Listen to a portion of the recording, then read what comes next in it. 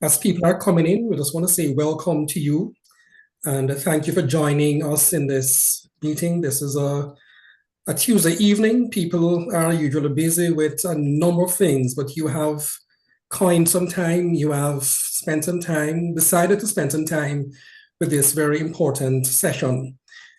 This is a learning session, it's an information session, and the hope is that we'll use this meeting to gather as much information, get as much clarification necessary, that when we meet on Saturday, we can go straight into another meeting, much more formal than this, where we'll be doing debating and voting, and clearly hoping to come out with some outcomes that will lead us to making some recommendations to the GC45.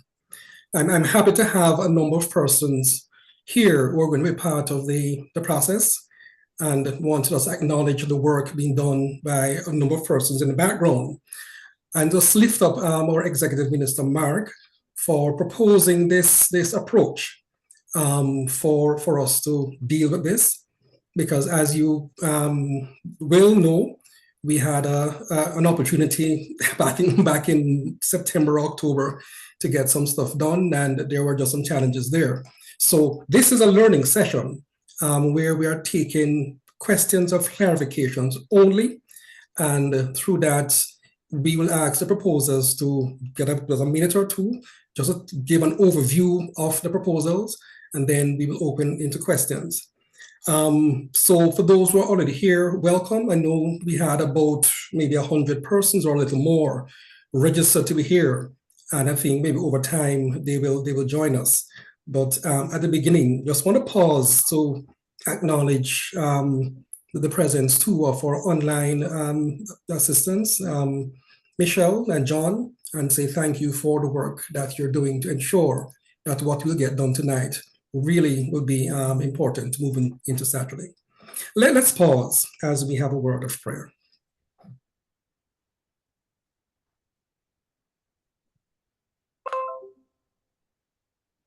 You call us to service,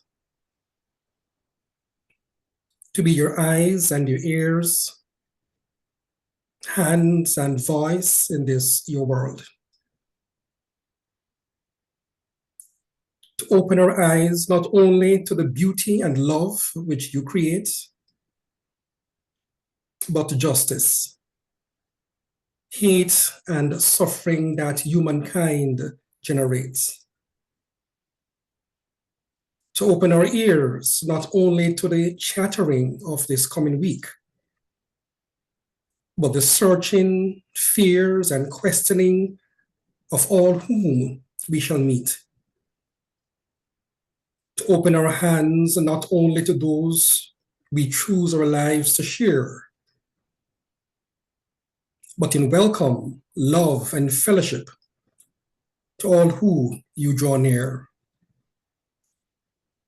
To open our mouths, not only to speak platitudes and simple words, but the truths you lay upon our hearts, your word for this, your world.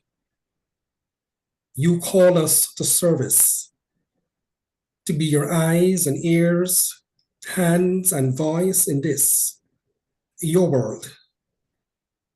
May we tonight, O God, listen to you as we listen to each other. We pray this in the name of Jesus the Christ. Amen.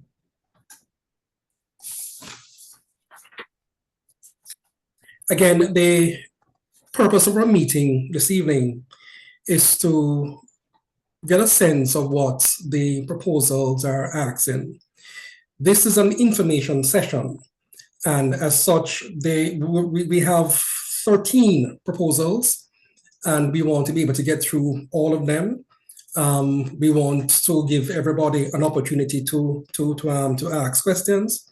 These proposals were posted on the website a few days ago, so persons would have had an opportunity to review, make notes. And if there are questions that you have, that you really, there are points in the proposals that you don't really quite understand, then ask the questions. But if the proposals are clear, then we don't need to create and make up questions, just ask questions. They are clear. So we want to do that as well. As mentioned, this meeting will inform how we proceed on Saturday. And when we meet on Saturday, it's really just about giving again the proposers the opportunity just to give an overview. We go into debating, we make some decisions, and we will move from there. In our opening and procedural motion, there are a couple of new points. And I want to invite Wendy, who is our chair of procedural and agenda, business and agenda, to just give a sense of what those are. After which, if there are questions, we'll take some of them. Good evening, everyone. The opening motion will be as it always is, and we're not going to read through the whole thing tonight, but there are two new points that we wanted to highlight tonight. And the first one is point 10, which says the Horseshoe Falls Regional Council agrees that any GC45 proposal that fails to pass will not be sent on to General Council 45. And 11 is any unfinished business from the meeting on February 8th on Saturday will be given to the executive to act upon at their next regularly scheduled executive meeting.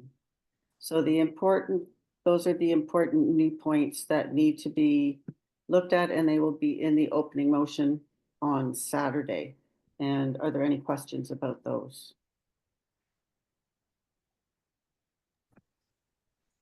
President Lennox, it's... Thanks for that, Wendy. Yes, go ahead, Mark. Sorry, it's Executive Minister Mark speaking here.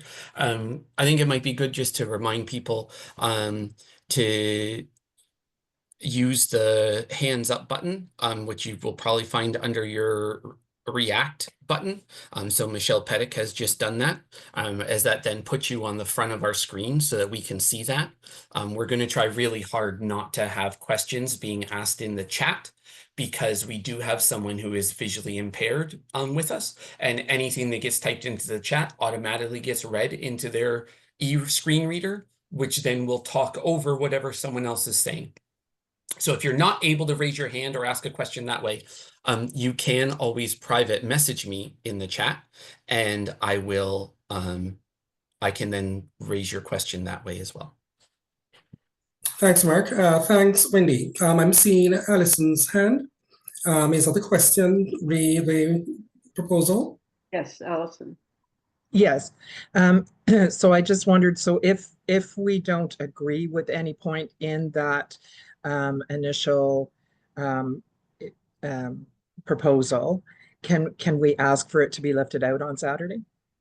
Yes. So we can ask for individual sections. Yeah. Yes. Okay. Yeah, thank you. And then we will vote on those individual sections individually, not as part of, we will still vote on the section that's lifted out, but it'll get voted on individually. That's correct. Thank you. Thank you. All right, just a reminder that we are time bound with this. So we have an hour and a half to get through all of what we need to get through this evening.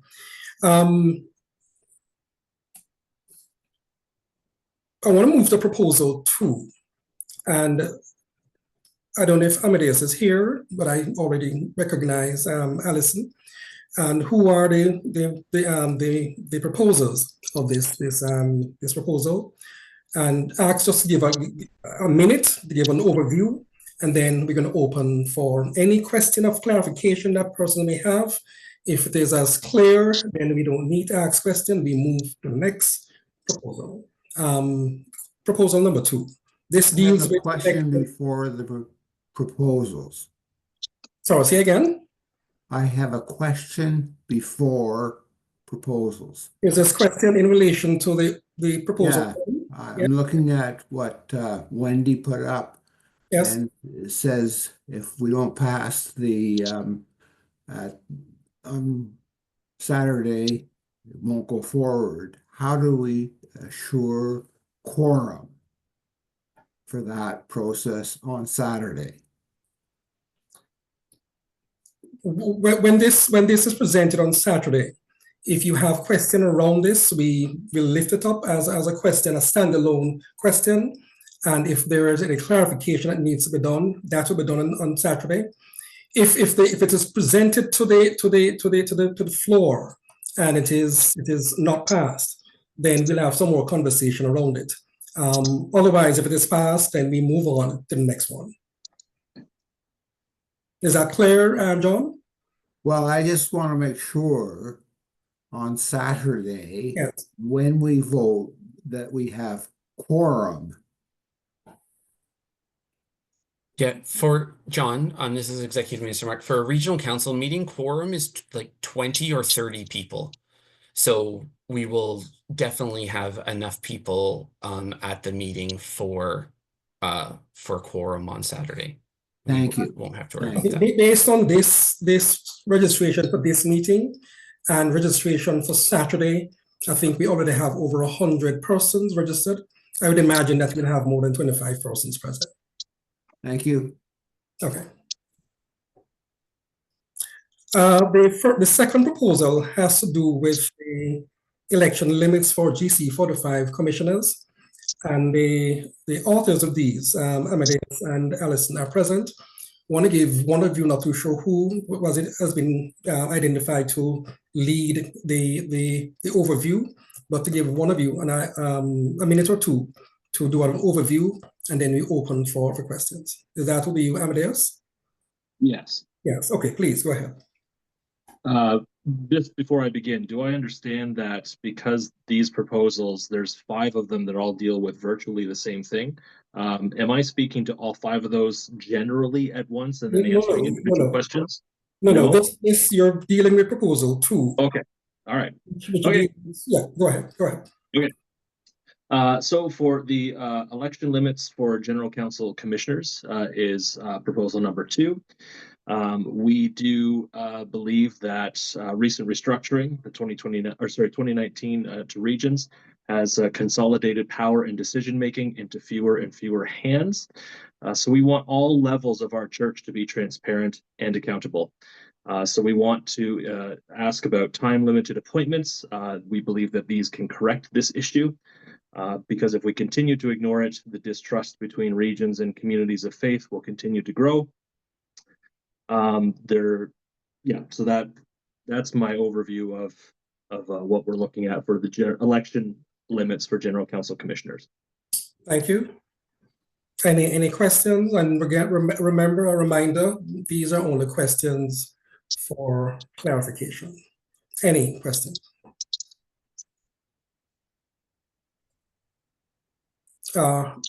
Executive Minister Mark? Yeah, I was just saying it might be helpful, Amadeus, if you could actually, when the screen came up and it has what the actual recommendation is for this proposal, if maybe you could actually read that as well as the background you gave, just so people know what they're actually going to be voting on, because the background they're not voting on, they're voting on what you're asking us to do. That would probably be helpful. I will do my very best for that. Sorry, new to this. All right, so the recommendation is that general council commissioners should be elected for the period of 1 general council cycle and be eligible to stand for re-election once only in their lifetime. And you pretty much spoke to that already. I saw Stephen's hand. Go ahead, Stephen. Sure. Once I'm unmuted. Amadeus, just if you could clarify if you have specific reasons for only 1 rather than some other limit, just in terms of concerns regarding some continuity as well as the understood concern of being static. So I do believe that we are suggesting a cycle that, so 1 GC cycle plus 1 more, would be adequate in terms of any sort of longevity or sustainability for a person to do their work. And I could liken it to almost, unfortunately, to our southern neighbors where the president gets a 1 term plus another. So we feel that that actually would be an adequate amount of time, creates enough time for people to actually do what they're supposed to do and do what they need to do, and then for turnover to refresh. So that new voices, more voices, diverse voices can be heard across the denomination. Good. Thank you. Jane? Hi, Amadeus. I'm wondering how you see this impacting people given the variety of age groups we have who get elected to general council.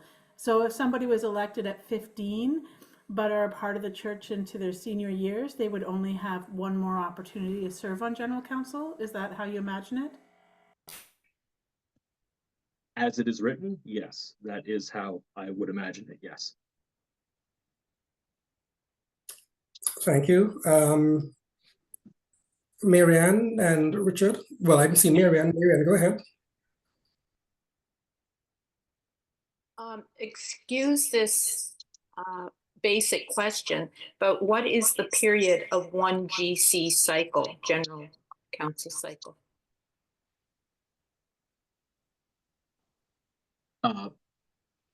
That is a great question. And the 3 years. Oh, 3 years. Yeah, sorry. Okay, I was gonna say, good I thought to it was know. 4 for a second. 3 years. Thank you, Mark. Good to know. Thank you. Richard? So as I understand it, we've only been working in this new regime for about 6 years. How is it that you have identified this issue so soon, and how do you believe this solution will solve the issue? Personally, my work within some of the region has helped me see some of this across the board. But also in speaking with colleagues and folks from the various United Churches and ministers and ministries that I'm connected with. Yes, we have been in it for a short time, 2019, but 6 years is still quite a bit. We've seen a lot happen in 6 years. And I'm going to go out a bit on a limb and say some of the regional council groups have identified that there is sort of an apathy happening with our current system, that people are participating less, and that there's distrust between communities of faith and region and the denomination general council as a whole. So I've been sensitive to that, and others have been sensitive to that, and we want to help resolve the issue. The best way to do that is to create opportunities for people to see change in the church. And this helps do that, right? They'll be asked to engage. There will be turnover. There will be fresh faces and voices, which will encourage folks to say, I can be part of that, rather than sort of the same person, the same people all the time. Well, just follow up. You've agreed, or your proposal suggests that 2 cycles, which is 6 years, is a reasonable amount of time for any one person to be on the council, and presumably that's the length that people have been on now, that you've seen this, you believe you've seen this issue, and I guess so I'm kind of still a bit confused, but also, to what degree is this solved by representation versus process? Because we do have a process where you can bring up ideas, you can put forward things. You don't necessarily need to be the person in charge to affect that change, because process can take you places. Right. So in terms of the ending part of that question, you're right. We do have processes for folks to initiate change that are not necessarily in positions like this. My understanding and my observation is that those people don't feel like presenting those ideas to folks that have always been in those positions or who hold those positions for a large amount of time would be open to that. And so if indeed that is a problem, because we know that there are folks who will not approach others based on power or based on perception or experience or whatnot. If we have turnover, then we will have a better understanding of folks because there'll be different voices to be heard. And in terms of what you said at the first bit of it there, this would have been a good idea before restructuring, to be quite honest. It's something that is not unique to our restructuring. It's simply, and perhaps that wasn't worded quite appropriately in the proposal, but it's observable now, and now is a good time to have that change to happen. It's a better idea now because of how the restructuring has gone through. Thank you. I see 3 hands, Jennifer, Yvonne, and Alison. I'm going to take Jennifer and Yvonne, and Alison as the co-author of this proposal as the last hand before we move to the next proposal. Jennifer. Thank you. In general, can you turn it here? Or maybe I'll turn it. You're still on feedback.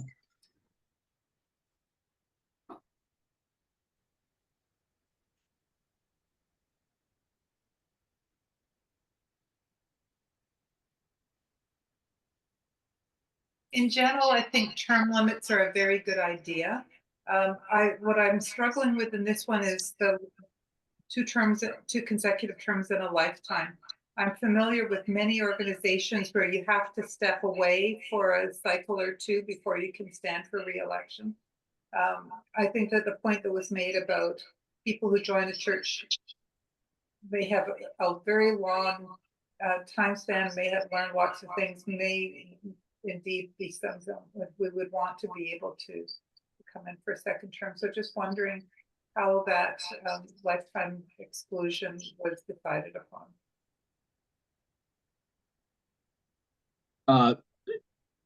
As to how it was decided upon, it mostly just got written in terms of wanting to make sure that we don't see the same voices all the time. And perhaps that's too hard of a line. So I'm not saying it couldn't be amended to perhaps there needs to be a certain amount of time between another 2 cycle. I might very well be amenable to adding that in or restructuring it a bit in that term. But yeah, we're trying to avoid seeing the same players repeatedly. So I believe that was just sort of a hard cutoff for that. Just a reminder that we're only inviting questions. We are not yet at the debate stage. That is going to be on Saturday. So if there's anything that is within the proposal that is not quite clear, that's what we're inviting at this meeting, just to get questions that will clarify those sections or particular areas that are not so clear. Yvonne? Thank you, President Lennox. Can you hear me? Yes. Okay, thank you. My question is around the date, 2019. I wondered, from my experience, what was it before 2019, before the restructure? Were GC commissioners not elected, and was a diverse representation not entertained? So I just wondered why 2019? In terms of why 2019, I believe I said before, this is something that's been noticed before the restructuring, but it is something that we're picking up quite a bit more after the restructuring. So in terms of that, it's not that we haven't heard diverse voices. It's not that we haven't seen that voices to be heard. But we wanted to go forward with it now because if we're looking at creating a structure that invites more folks to participate so that we can hear more of our church, this would be as good a time as any. Like I said, it was a good idea before, just hadn't gotten to it. It's a great idea now. And we did a final when we invite Alison, or have you, okay, your hand is still up, Alison? This is a question, Alison, or further clarification to a question that was asked? Yes, it's just clarification to a couple of the questions that were asked. Okay. So So again, in agreement with Amadeus, that in our conversation, we felt that this would have been a perfectly appropriate thing before restructuring. It's more appropriate now. Somebody asked a question about process versus people. So that does sort of hint, reflect why we think restructuring has exacerbated this issue, because now realistically, when we talk about what is voted on at regional meetings, we vote on the agenda and we vote on the budget and we vote on proposals. Other than that, we vote on nothing, as opposed to presbyteries where we voted on all kinds of things. And so I think that the sort of democratic participation within our denomination has diminished. And so that was what made the timing of all these electoral proposals. So there are 5, in fact, that are about electoral process. So I think that that's what has made it more acute. And yeah, I mean, in terms of the question, you know, would we, you know, I'm in agreement with Amadeus on this. I would take it as a friendly amendment if somebody said, okay, after an absence of whatever blank period of time, then someone might be invited to run again. Sure, I mean, I would be open to that kind of friendly amendment on Saturday. Okay. Thank you. Thank you. Thank you, Amadeus and Alison. We will move to the third proposal, which both are the proposals.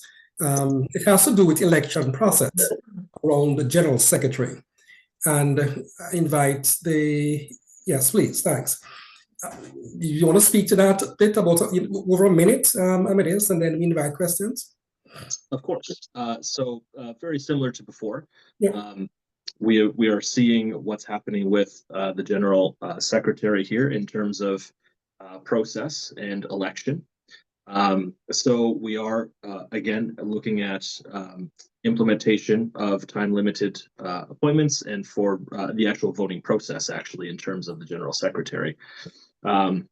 We have prided ourselves on being a church that values the different voices that we have.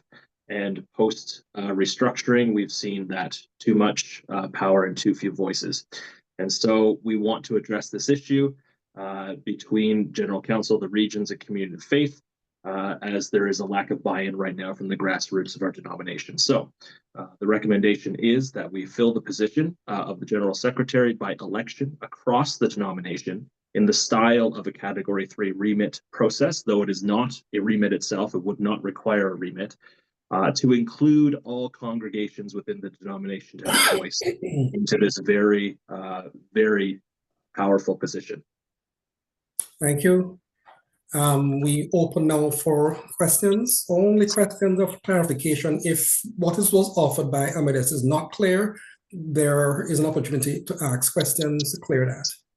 Before that, sorry, I do want to make note, there were 2 typos in that where we meant general secretary, but it said moderator. I'm not sure. Yeah. I think that was cleared. Okay. Yeah. Martha? Could you leave that slide up for a little bit longer, Amadeus, please? Michelle, John, yeah. That was it. Oh, that's a question? Yeah. Anyone else?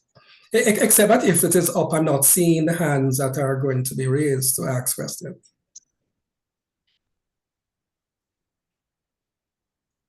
So can I ask that this be lowered now when that I see the hands? Yes. That's clear.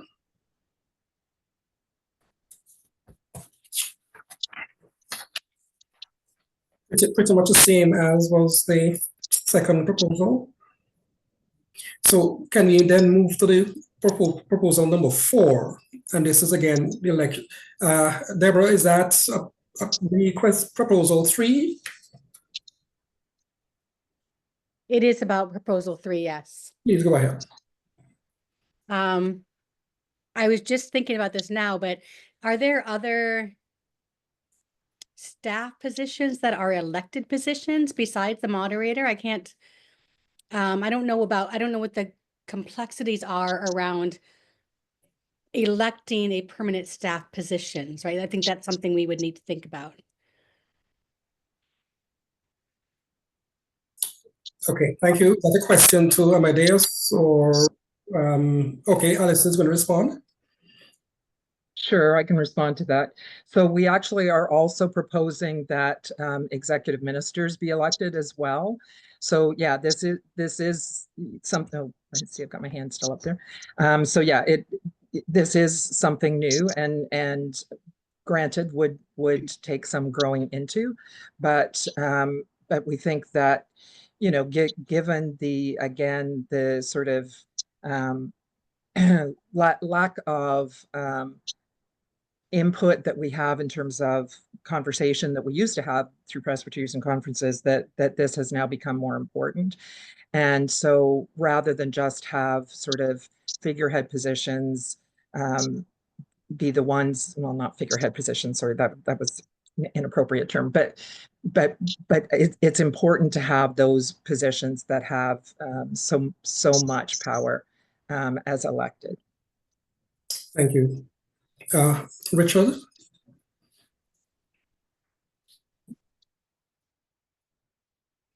You're muted, Richard. Okay, sorry. And just so 2 questions.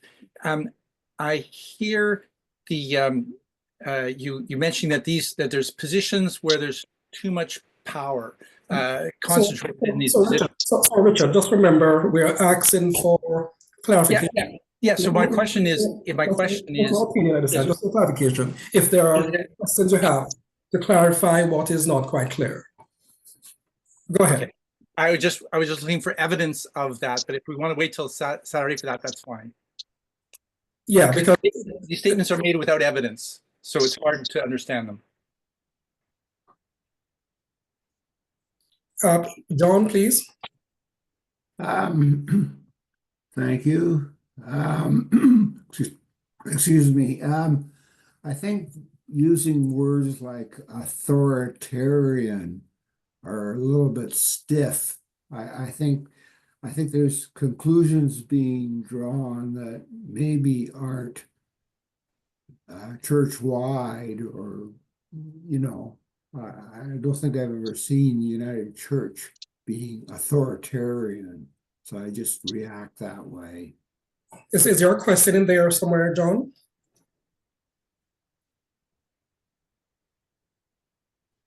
Okay, can I take Mervyn? Thank you, John.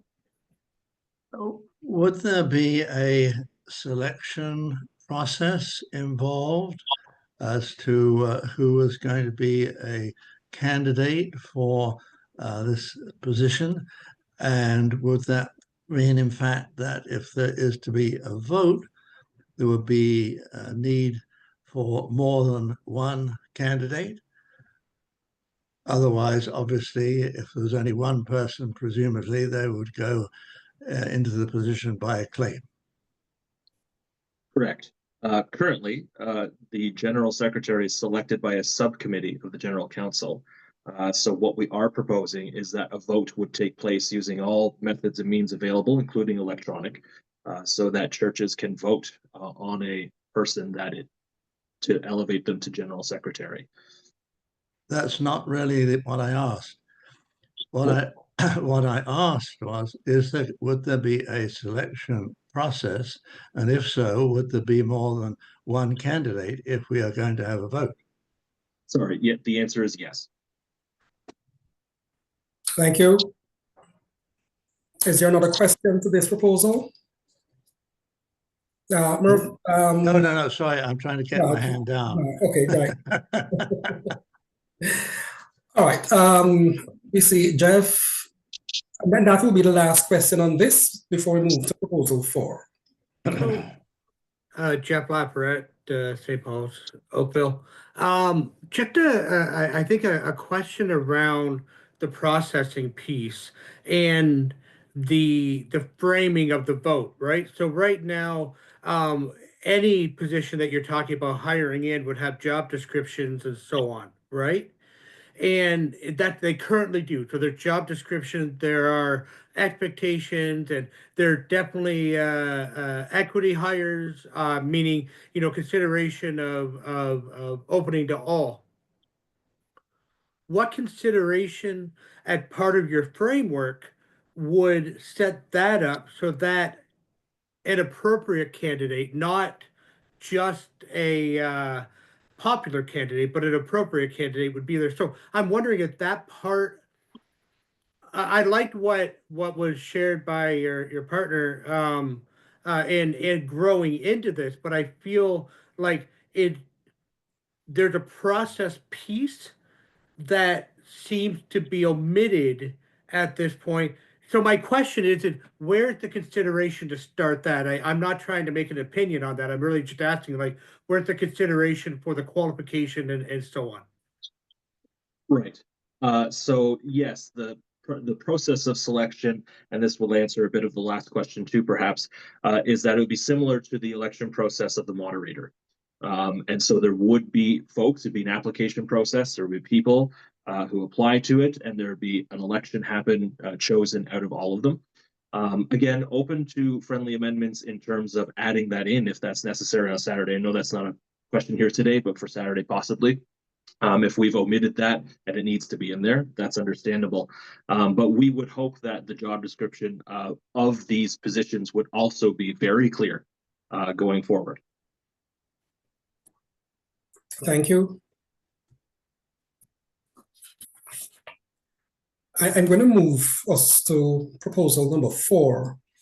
And the proposal number 4, the co-authors are the same, Amadeus and Alison. And again, I don't know if Amadeus, you will speak to it first. Yep. So again, all of these are very similar in vein in terms of the election process. So we are looking to fill the position of moderator by election across the denomination in the style of a Category 3 remit process, although again, not requiring a remit itself, it's not a remit, and include all congregations within the denomination using the voting methods that we have at our disposal, including electronic as well. Yes. Answer. Thank you. Any questions around this? This is election process for the moderator. Jennifer? Thank you. Okay. You'll have to turn your sound down.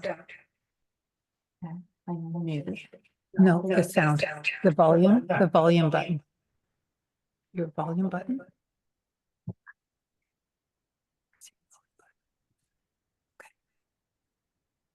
Can I take Mervyn in the meantime, Jennifer?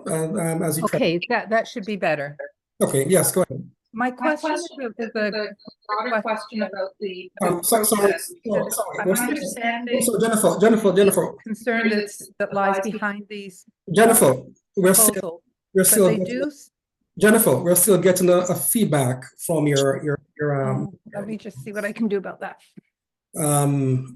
What I will do is go to the next hand and give you time to sort that out and then come back to you.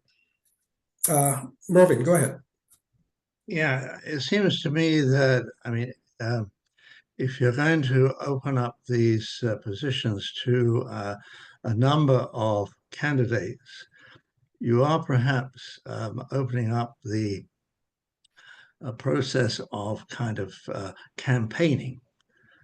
What steps would this process involve to ensure that we were not going to be having campaigning across the church with people being encouraged to vote for one candidate or another?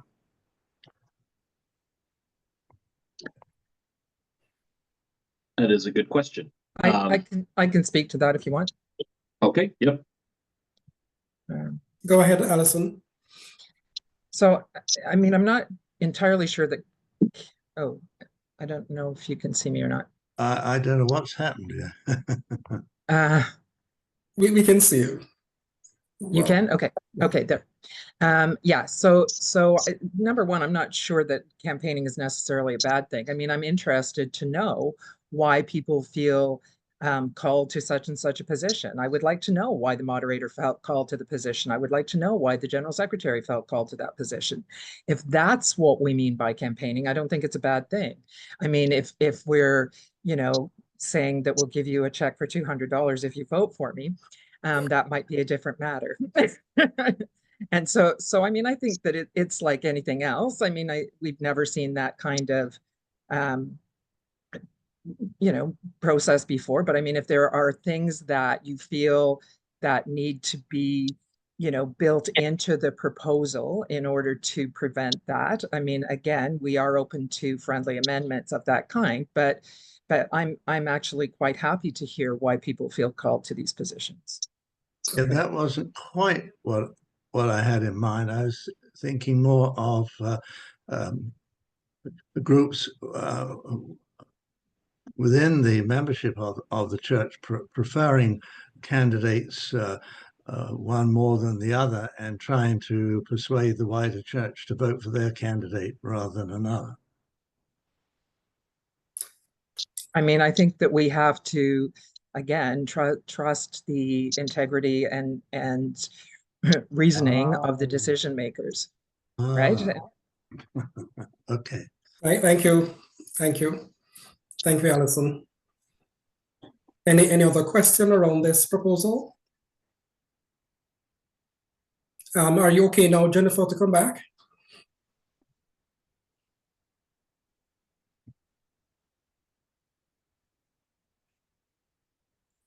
Any assistance, Michelle, that can be given there? Jennifer, if they just close their screen, there should not be any feedback. Are you just going to another location? Okay. President Lennox, do you want to? This will work. Can you hear me now without feedback? Yeah, we can hear you. So let me just pull you up. Give me your first name again. So my question is a larger process question, because the issues that are being raised, bylaw issues or constitutional issues, I'm not sure what the correct language is.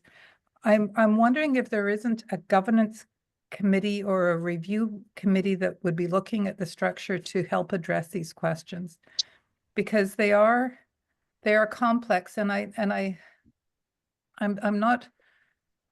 I'm not sure if the structure that we have at the regional council is the right one to be able to take that kind of an issue forward. Is this, I mean, could you just guide me on what the process is for constitutional review or bylaw changes? Thanks, Mark.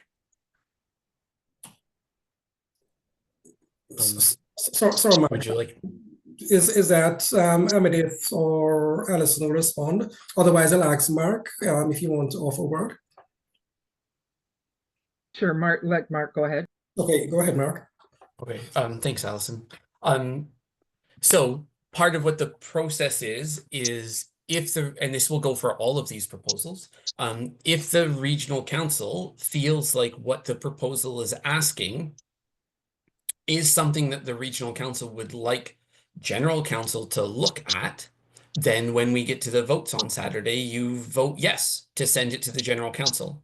Then the general council will have a chance to look at the proposal, and they will decide whether to vote or not, whether they're voting yes or no.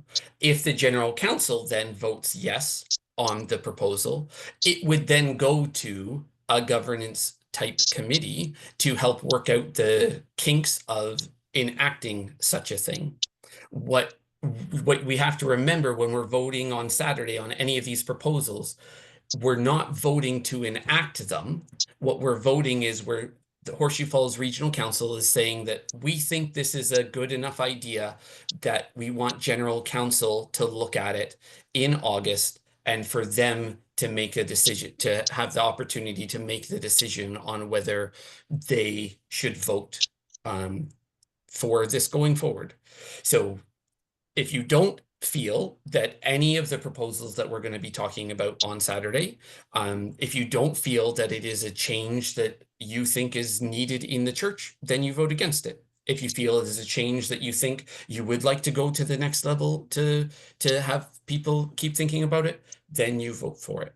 I hope that helps, Jennifer. Yeah, if I could just follow up, I would think that as a council, people would be concerned that this feeling exists within the churches, and it does. But I am concerned that we're asking people who are in positions now doing a lot of these jobs, doing their level best, feeling very committed to it. So it's I mean, I'm not saying it's a conflict of interest, but you're asking people to vote on something that impacts them and their roles. And it strikes me as a very as a problematic process. And so that's why I was trying to get clarity on how that would be addressed. And yeah, and in that sort of thing, lots of proposals that come forward impact people in different ways. And as a group, we have the opportunity to discuss it, to debate it, and to vote on it. None of these proposals that are coming forward on Saturday have any financial implications for any of our regional council commissioners.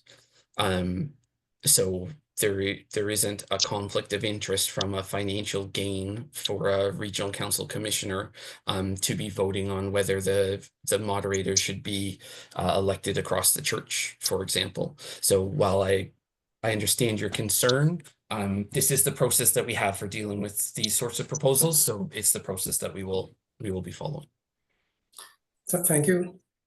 We're going to take Barb, and that's the final hand for this proposal before we move to proposal 5. So just general question about all of these. When someone was raising the issue of concern about who the candidates would be and what the election would look like, if this is voted, any of these particular proposals are voted as to be brought forward, and I think there was an explanation of the process of how that would be vetted and how it would come to a potential change in process. Once all that's happened, will there be another vote to say how it shaped up in the end is what we intended when we said put it forward, or is Saturday it? You say yes and you live with the outcome? Because I do think how candidates are brought forward will impact some of this. And so I'm just curious to know if all that work's going to be done after potentially a yes. Is it coming back again for a further vote to say this is its final shape? So then we're putting it forward, having no idea how it's actually going to play out. Question to Amadeus, Alison? I think actually that's a question for Mark, but I mean, I would actually say that I mean, if any wording can be changed sufficiently on Saturday, if there are minor wording changes or amendments, and that Amadeus and I, as authors of the proposals, are amenable to those amendments as friendly, then they would be made on the floor and voted on Saturday. And if it requires anything more significant than that, then it would have to wait, I would presume, until another general council. Just as a question, Mark, yeah. Sorry, go ahead, President Lennox. I was going to ask if there are concerns about the wording of a proposal and there is clear need for amendment. Is that done before Saturday or it is done on Saturday? It is generally done on Saturday. There will be a time for people to suggest wording to make changes to the proposals. However, for expediency of time, I would suggest that if anyone does have any suggested wording that they would like to propose, if they would like to email it to me for any of the proposals, I'd be happy to be in contact with the authors so that if someone says, oh, I would really like to add this wording, so the authors have a chance to think about it before we get to Saturday. I think that's fair because then there would be a chance to think about it, but then whatever changes in wording that have been brought forward will also be there for the proposals on Saturday for everyone to see before they're voted on. to answer Barb's question, unless what a proposal calls for is it actually calls for a remit, where then the congregations and the regional council will be able to vote on the remit.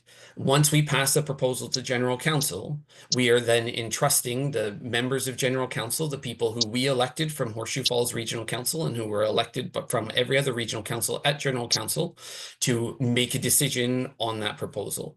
They cannot drastically change the intent of the proposal.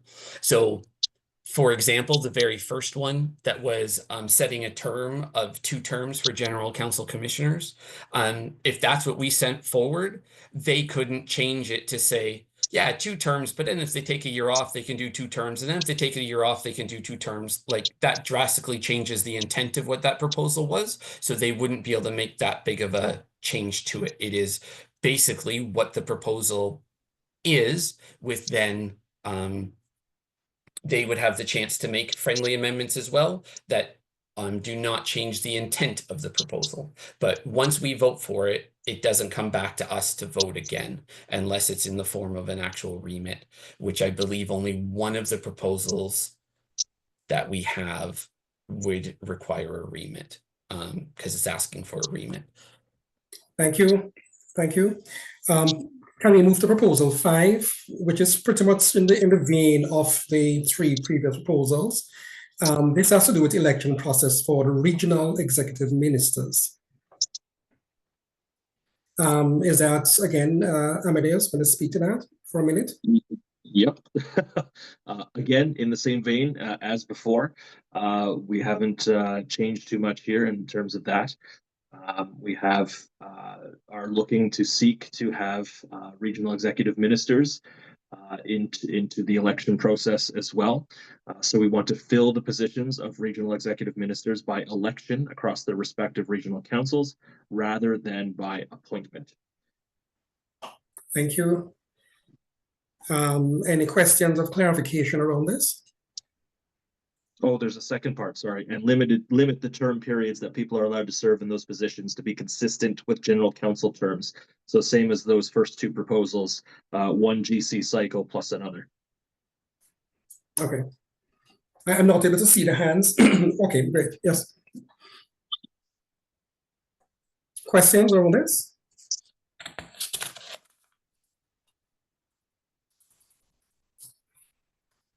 Thank you. Can we move then? Oh, that's a question, Caitlin.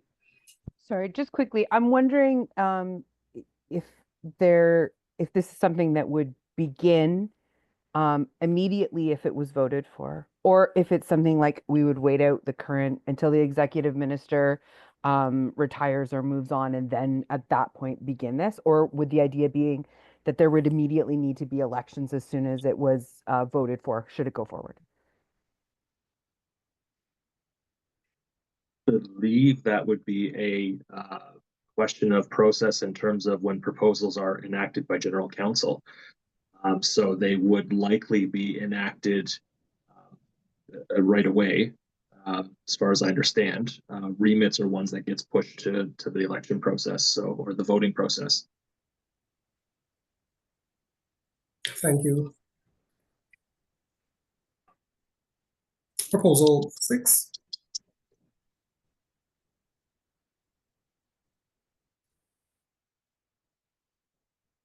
Can you bring that up, please? Proposal 6. This proposal has to do with calling the Canadian government to act for justice in Palestine and Israel. And the proposer is Mervyn. So, Mervyn, you want to speak to this for a minute?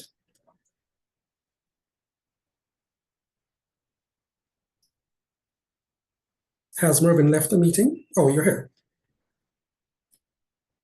You're muted. Right. So I'm wondering, President Lennox, if, as with the other proposals, the recommendations could be put up.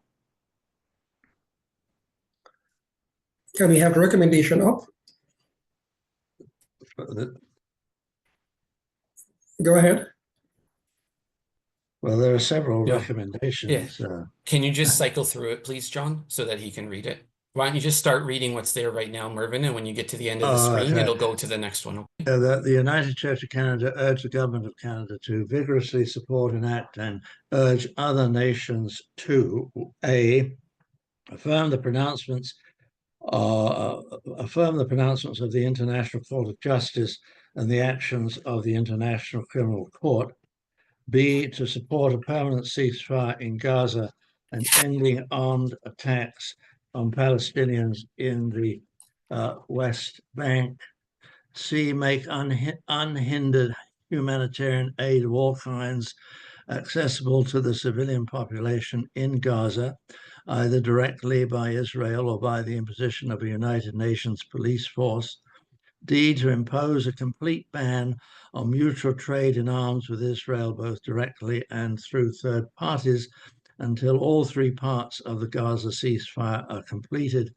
E, promote overwhelming international support for a United Nations organized and managed process to bring about a just, mutually respected, lasting peace, ensuring the rights and security of both Israelis and Palestinians. And so these are recommendations that call upon the Canadian government to take actions that it's capable of taking and that could help to lead the way to the end of this 108-year-old conflict. And they also are intended to remind the church that these are concerns that the membership of the church consider to be very important. The proposal tries to be up to date. I don't think there's anything else that I would want to change as a result of what's happened since the proposal was written. So I've tried to make them as contemporary as I can. Thanks, Mervyn. Any questions around this to clarify anything in that proposal that is not quite clear?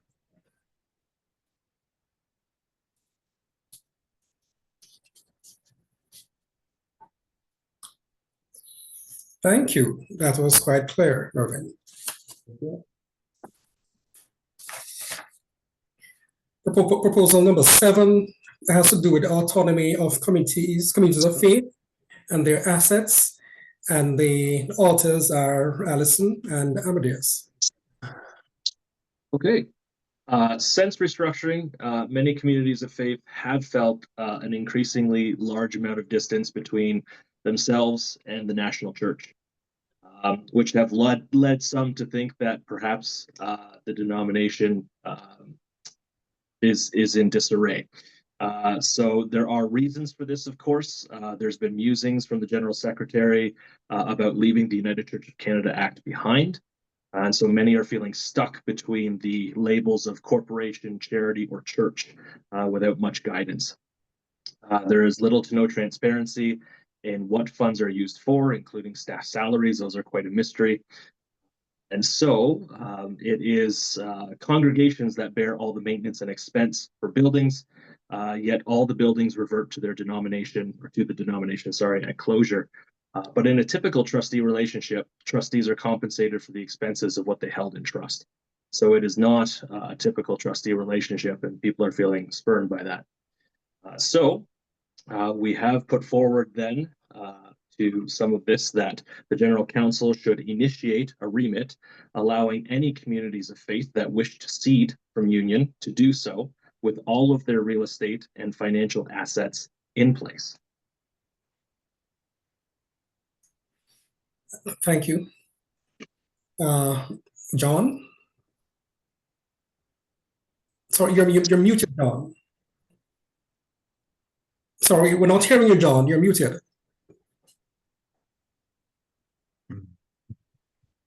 Is there something that can be done, Michelle, to help? John? Thank you, John. Speak now. That's great. We didn't have John, we already didn't had a remit to remove ourselves from Government of Canada overview.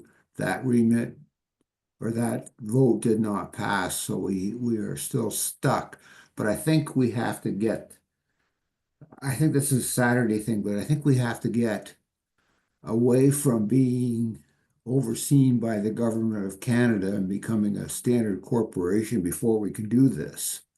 I think there's just legal issues around that.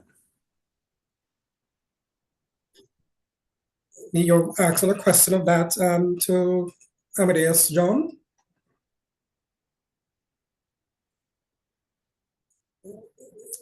Okay, can we move to Mark? Sure. So thanks, Amadeus. I don't actually have I have a question, but I think I can help clarify just the process of what this proposal would entail for people so they have an idea. And if I intuit a question into what John was saying, the answer is that in order to make a change to the basis of union, such as what this remit would require, if it were to pass, it would have to be approved by the government. And so I think that's what John was talking about, or asking the question of what are the challenges of doing this, is that it would have to go through Parliament, just like when we did the restructuring in 2019, that had to get passed by every province and by the federal government as well, because we are part of the Act of Canada. But what I wanted to clarify was just a reminder again to everyone about the process. So what this proposal is asking is, that a remit be allowed to go out to every congregation, and then every congregation would then vote on whether or not we would allow churches to cede from the union with their assets intact. So this proposal actually has a third layer to it, that in order for what this proposal is asking, Horseshoe Falls Regional Council would have to say yes. Then General Council 45 would have to say yes. That then triggers the remit, and then the remit would have to pass, allowing all congregations to have a voice in whether that happens. And it would only then be if that remit passed that what this proposal is asking for, of allowing the congregations to cede and take their buildings with them, that would the only way that would be able to happen. So just trying to make sure people understood that this has an extra step in it for that. Spot on. Yep. Thanks for that, Mark. Richard?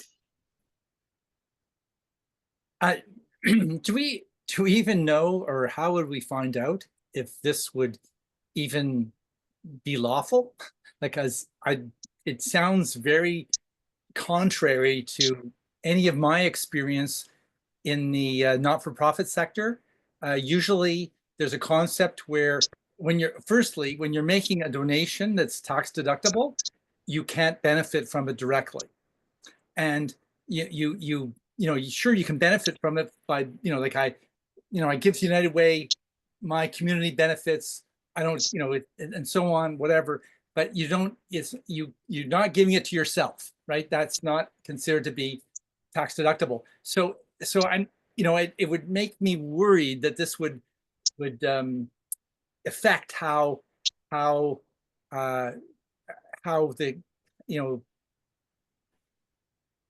I would think that it would be interesting to get a legal opinion on this one, whether it's even doable. Because I would think it might not be. Okay, thanks, Richard.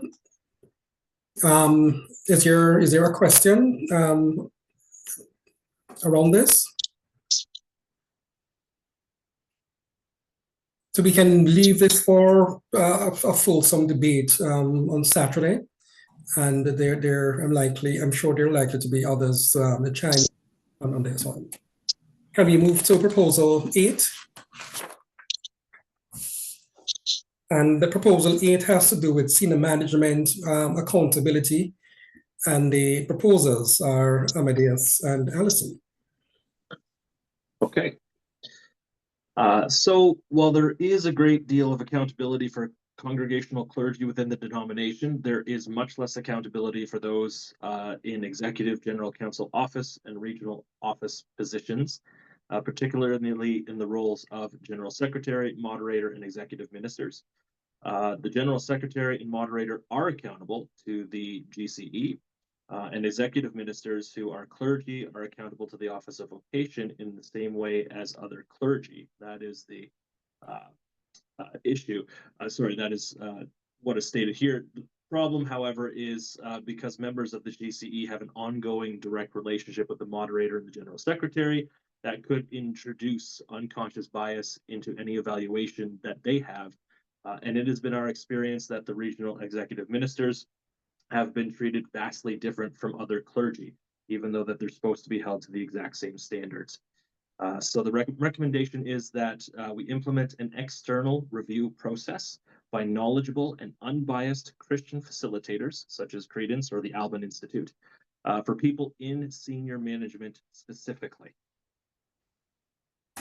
Also, that the General Secretary, Moderator, and Executive Ministers on a biannual basis, or additionally, when specific concerns arise, the process should engage the whole church, not strategically selected task forces or focus groups. And should utilize unbiased assessment tools that include open-ended review questions. Given current technology, feedback can be solicited from all communities of faith, clergy, and staff for a very fulsome review. The assessment should include an analysis of how well the position and the person serving in the position serves the church.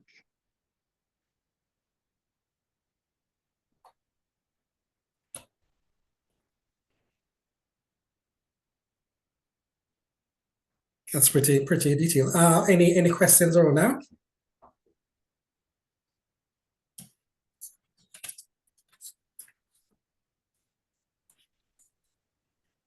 Richard, just bear in mind, we're taking questions again, Richard. I know you. So my question is, what's the cost?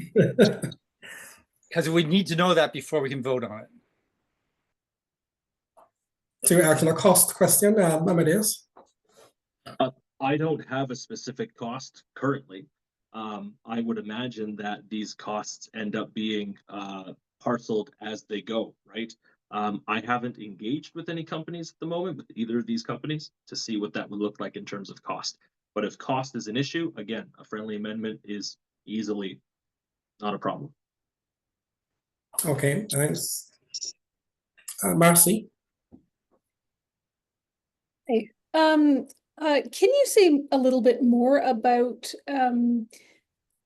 your phrases, knowledgeable and unbiased Christian facilitators, and not strategically selected task groups or focus groups? Is that in terms of who's doing the review, or? Yes.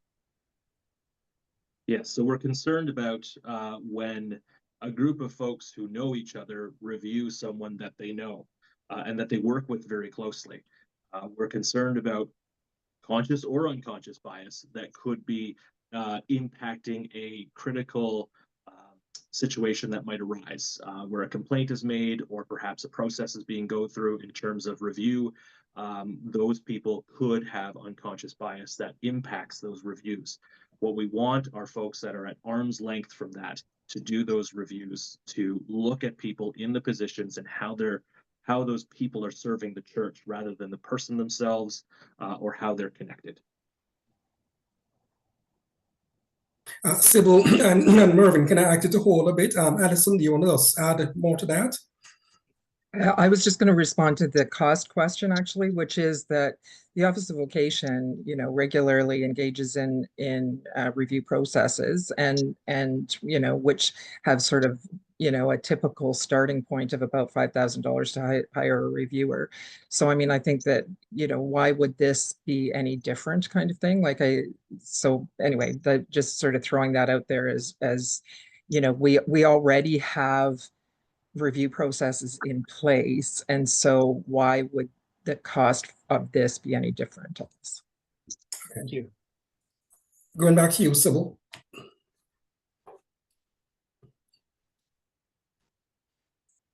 Sybil?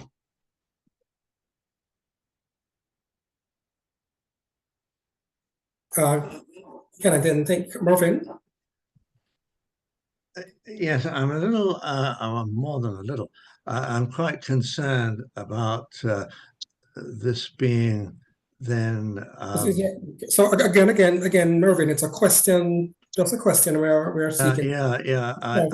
But I'm just leading up to the question because I'm concerned about the privacy and confidentiality of people. How would that be assured, particularly if this kind of consideration of their work was going to be opened up to congregations as a whole?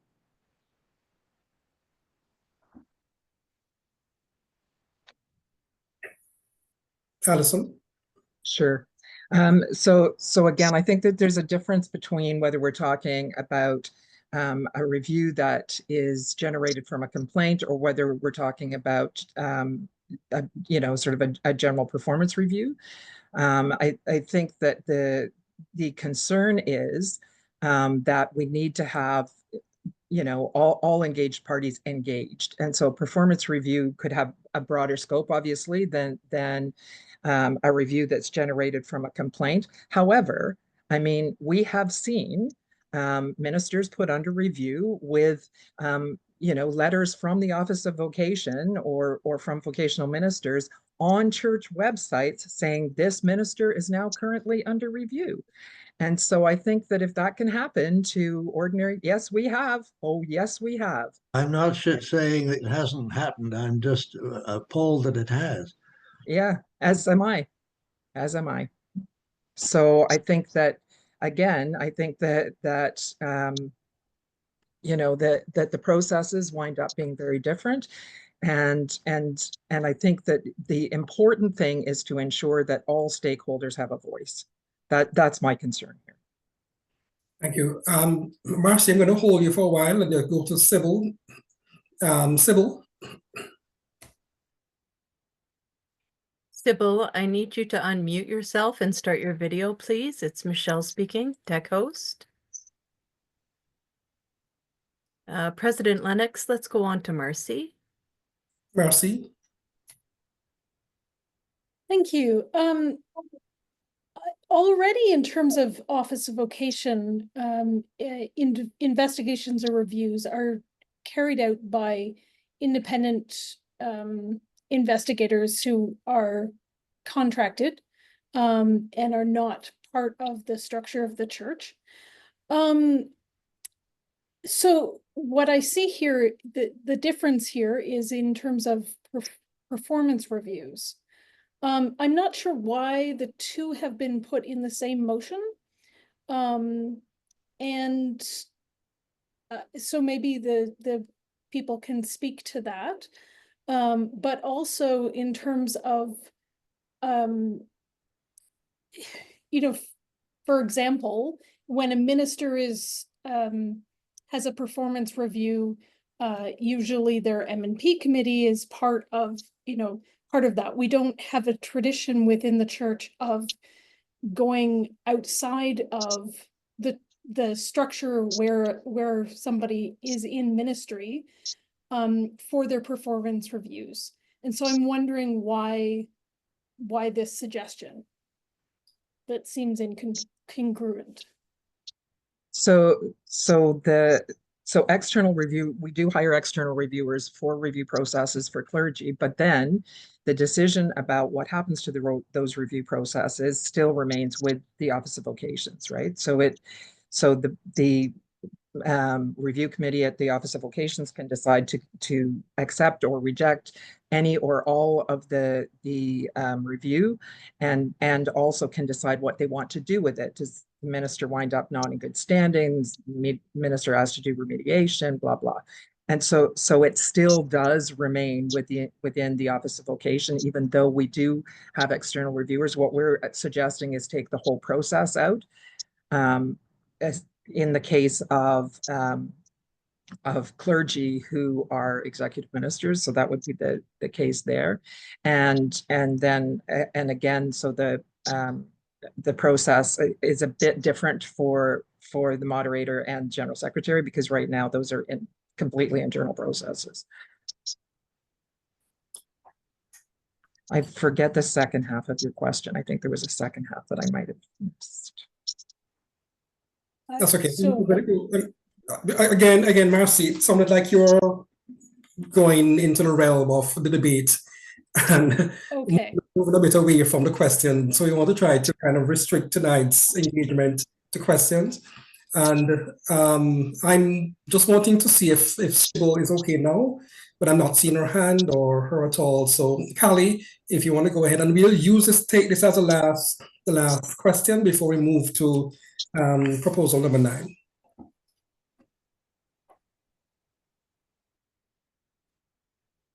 Go ahead, Callie. Thank you. I'm wondering if the mover, I just want to be clear, will the mover incorporate the costs in the motion by Saturday?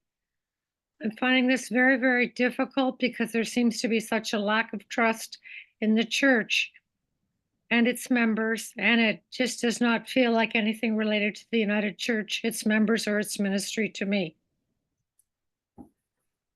Is that a question to Alison or Amadeus, Callie? Or just an observation? To the mover of the motion, Amadeus. Amadeus?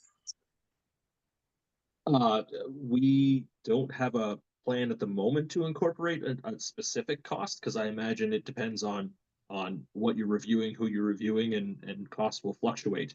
As Allison has said, we allocate for people to be investigated or reviewed already or internally. I think, as she said, upwards of $5,000. I can't imagine why it would be any different from what we're doing with this. Okay. Can I move us to proposal number 9, which has to do with vocational review and discipline accountability? And I think Barbara Fullerton is the proposer. Thank you, President Lennox. I'd like to ask for a point of personal privilege, which is just to say that I have a vocal disability which frequently breaks up on digital communication like the internet. So if you cannot understand me, I've asked that Allison McEwen be able to speak to clear up what I'm trying to say. So this comes from a divergence from policies for reviews and discipline of ministry personnel and the way that they are actually carried out. What's the recommendation? The regional council proposes that the general council will establish a discipline process oversight body that includes non-staff representatives from each region with a mandate to conduct regular assessments of the offices of vocations and its review and discipline actions and activities. There will be SMART requirements for review and disciplinary action. This would establish a central repository of official review and disciplinary documents that are accessible for analysis and assessment by the person being reviewed and their advocate or companion, and for church historians in compliance with the concurrent research rules of the United Church of Canada.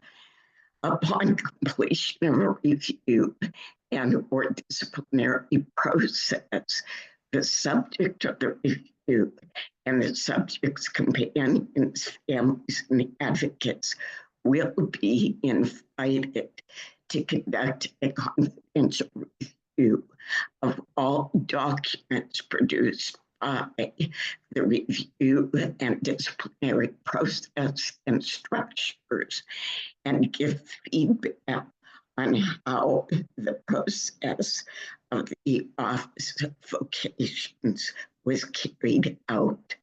The advocate of any subject of review and discipline will be given access to all meetings associated with the review, the subject of review attends, and access to disciplinary actions when subject of review and discipline wishes. Thank you. Are there questions around this proposal, vocational review and discipline accountability? And you're saying, Barb, that if there are questions, you're open to have Alison respond as well? Yeah. Yes. And any questions around this?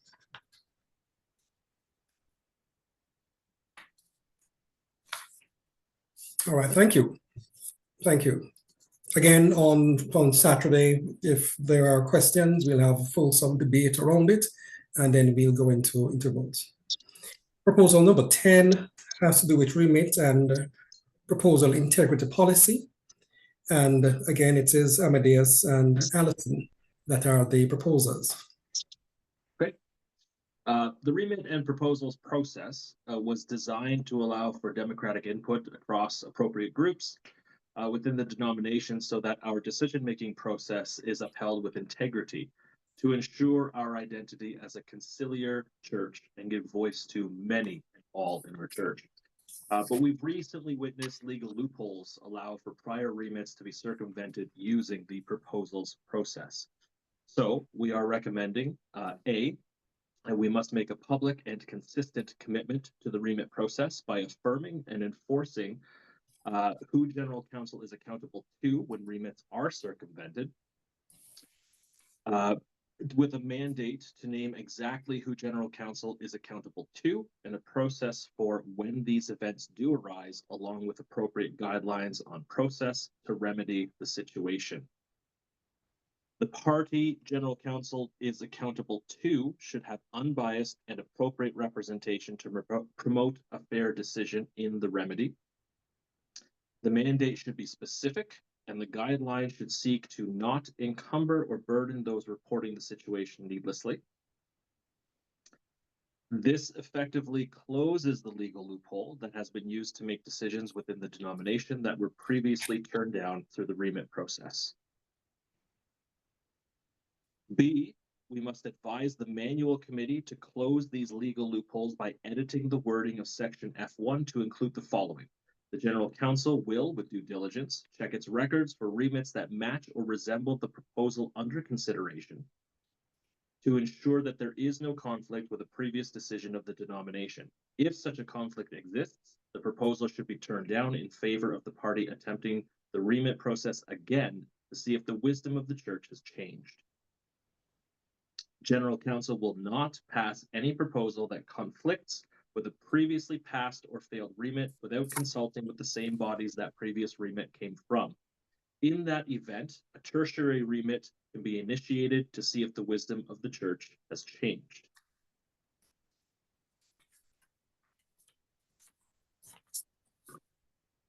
Thanks, Amadeus. Remit and proposal integrity policy. Any questions around that? Clarification only. Any around that?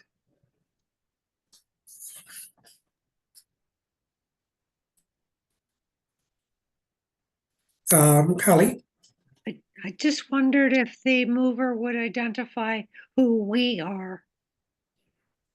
Speak for we. Yeah, again, we just want to deal with the matter of the proposal, and if there's a question of the anything that is in it, the content of it that you're not sure of, outside of personal references, then the proposal is at liberty to respond to that. Otherwise, we can leave the question of who until Saturday, when that can be dealt with in a more fulsome way.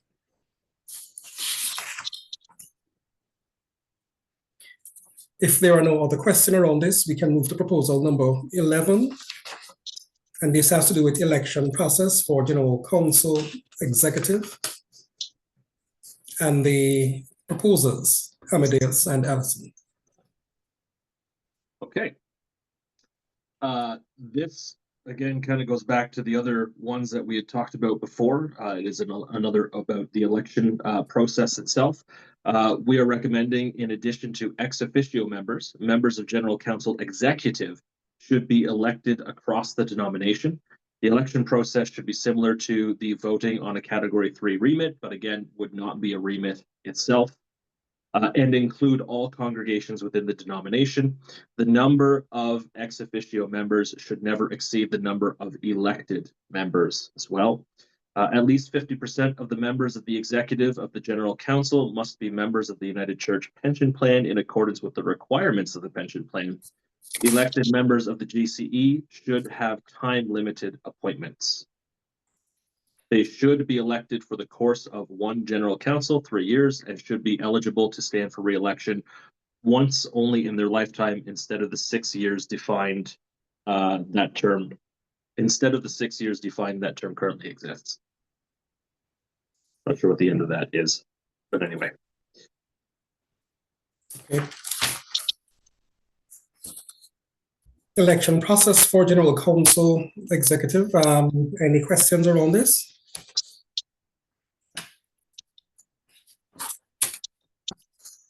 Richard? Sorry to be constantly asking questions, but what's the purpose of the 50%, at least 50% of the members of the executive must be part of the pension plan? That's a requirement of the pension plan, actually. Yeah, sorry, this is Executive Minister Mark. Thanks, Allison. That is a legal requirement of how our pension plan is set up, that at least 50% of the General Council executive members have to also be members of the pension plan. Oh, okay. So that was actually something that when this proposal came to the that I said we need to make sure this is still in there, that it doesn't get lost, because it actually says in the manual, that line is currently in the manual saying that that's a legal requirement. So it has to, we need to keep it there. Thank you for that clarification. Yeah. Thanks, Executive Minister Mark.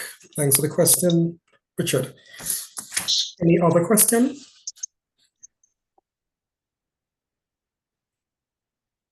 We're down to the final proposal, proposal 12. And this is from the St. Paul's United Church in Oakville. And it's a policy that meets a variety of changes in communities of faith. And I'm not too sure who will speak to this. It's Deborah Lafayette, Lennox. Yes, go ahead. Go ahead, Deborah. Okay, yeah, so this is Deborah Lafayette. Let me see if I can find some more light. I'm the minister at St. Paul's United Church in Oakville, and we put together this proposal with some assistance from others. Basically, the United Church manual, maybe I'll read the recommendation first.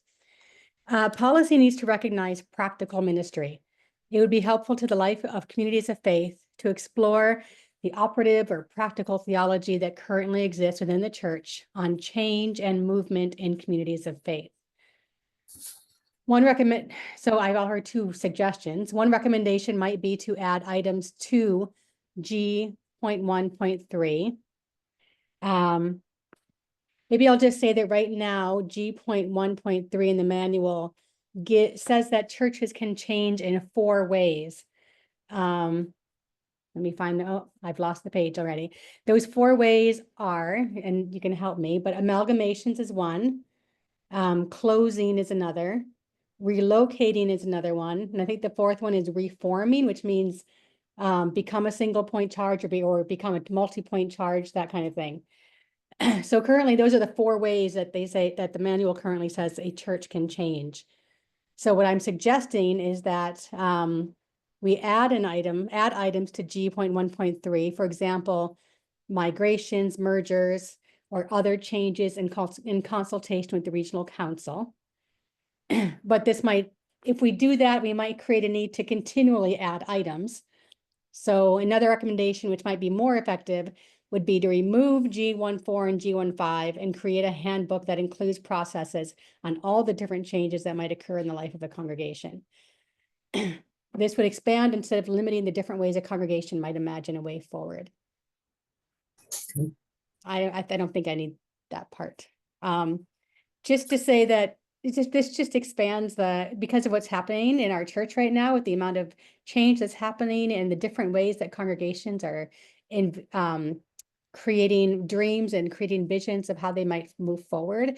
I just think we need to relook at that part in the manual and determine how it can be more helpful to congregations and less restrictive. Thanks, Deborah. Executive Minister Mark. Thank you, Executive Minister Mark here. Thanks, Deborah.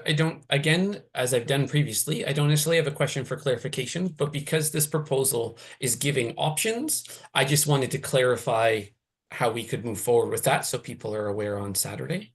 So voting for a proposal that has multiple options is fine. We don't have to say, oh, well, we want to choose option A or we want to choose option B. How the process will work is if a proposal with multiple options, such as this one, gets passed to General Council 45, what happens at General Council 45 is in their discussion sessions, they discuss the proposals. And as part of that discussion, every discussion group will talk about what they like in the proposal, what they don't like in the proposal, and all of that information will be gathered and given to a way forward committee who will then shape all of the discussion that was around. And so they'll shape the discussion. And for a proposal such as this, they might say, in 90% of the groups, people were in favor. They thought option A was better. So we're suggesting to General Council that that we do option A. And then General Council will vote on that suggestion when it comes to General Council. So I don't want Horseshoe Falls Regional Council to get hung up on the fact, oh, there's multiple options. We don't know which one to pick, or we should send one.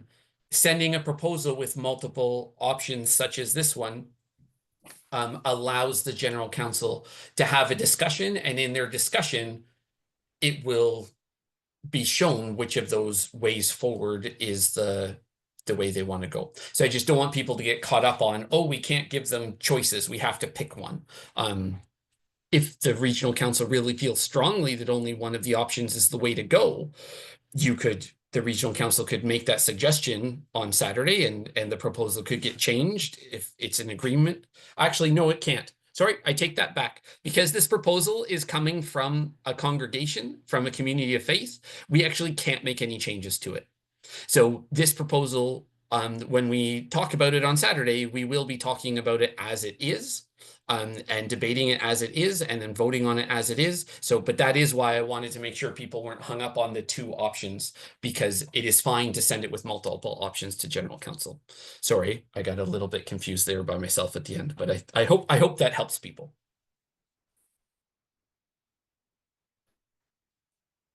Any other question around this? Thanks, Deborah. Thanks, Mark. I'll just add, even though we can't change it, if we vote for it in favor, we could also send it with comments. So if the Regional Council really wanted to say, we're sending this, but we really, as a Regional Council, we like this option, we could make that vote and do that if we really wanted to as well.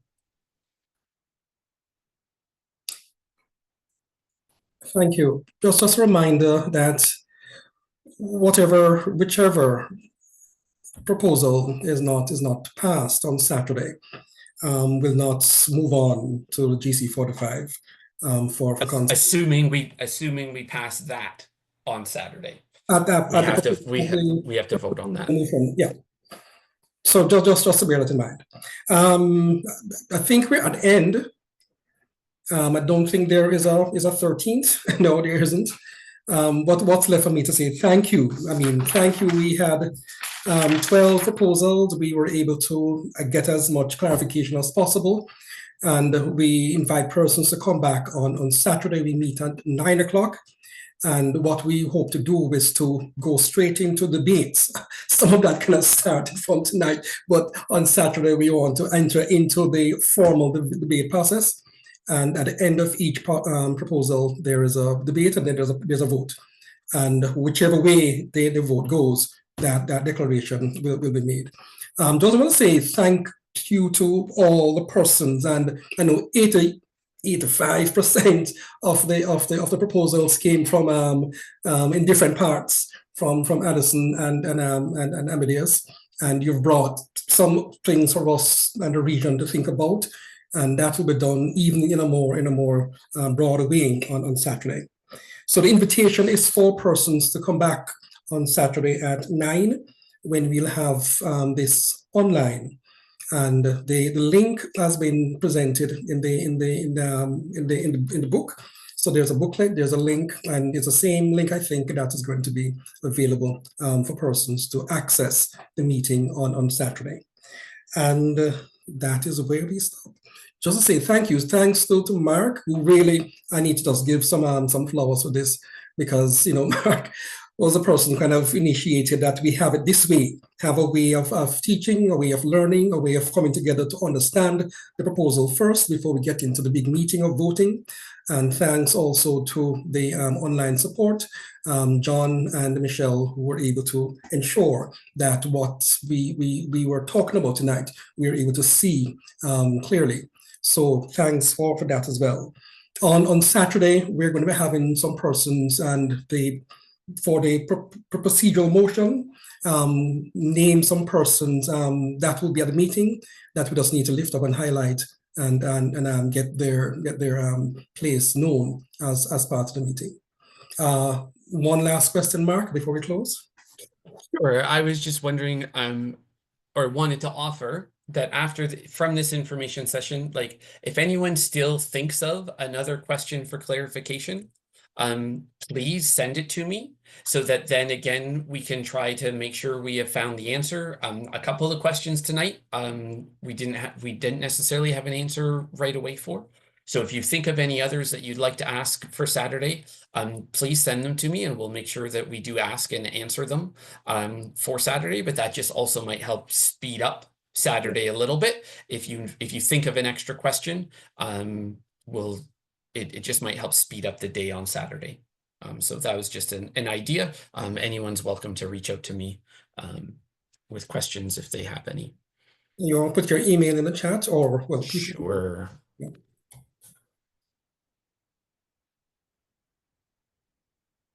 I was seeing. Oh, I wasn't sure if I could do it faster than Michelle, but I did. Excellent. Got it. Okay, great. Thank you all, and we see you on Saturday. Have a great night now. Bless you. Thank you, President Lennox, for your leadership tonight as well. Bless you.